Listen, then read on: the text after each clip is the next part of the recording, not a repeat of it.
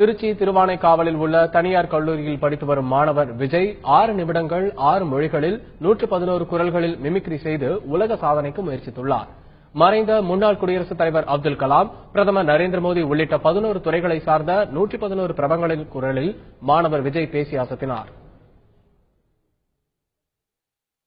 I think they have to come here and give my beloved people.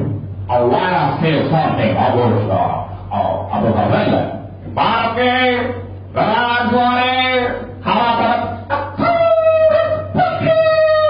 நீங்கள் கடுமையாக உழைக்க வேண்டும். செய்வீர்கள It's a pretty important the Rahul Gandhi